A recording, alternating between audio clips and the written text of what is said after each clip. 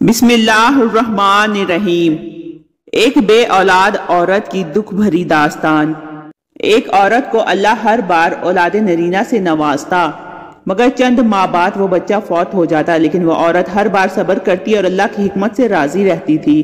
مگر اس کے صبر کا امتحان طویل ہوتا گیا اور اسی طرح ایک کے بعد ایک اس عورت کے 20 بچے فوت ہوئے۔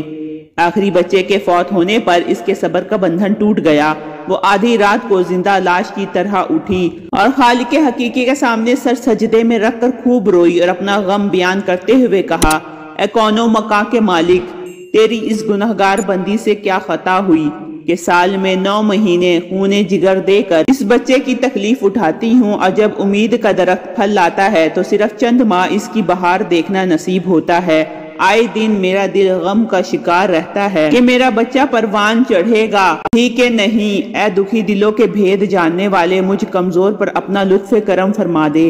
روتے روتے اسے اونگ آ گئی۔ خواب میں ایک شگفتہ پر بہار باغ دیکھا جس میں وہ سیر کر رہی تھی کہ سونے چاندی کے اینٹوں سے بنا ایک محل نظر آیا جس کے اوپر اس عورت کا نام لکھا ہوا تھا۔ باغات اور تجلیات دیکھ کر وہ عورت خوشی سے نم بخود ہو گئی۔ محل کے اندر جا کر دیکھا تو اس میں ہر طرح کی نعمت موجود تھی اور اس کے تمام بچے بھی اسی محل میں موجود تھے جو اسے وہاں دیکھ کر خوشی سے جھوم اٹھے تھے۔ پھر اس عورت نے ایک غیبی آواز سنی کہ تو نے اپنے بچوں کے مرنے پر جو صبر کیا تھا یہ سب اس کا اجر ہے۔ خوشی کی اس لہر سے اس کی آنکھ کھل گئی۔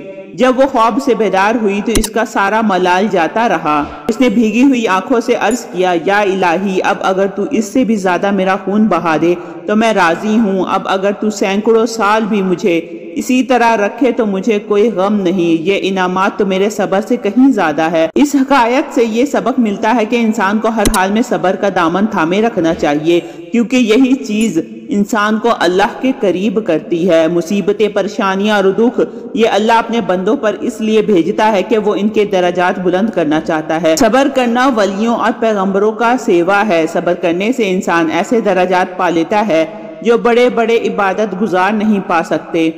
اس طرح کی مزید انفارمیٹیو ویڈیو کے لیے میرے چینل کو لائک اور سبسکرائب کریں۔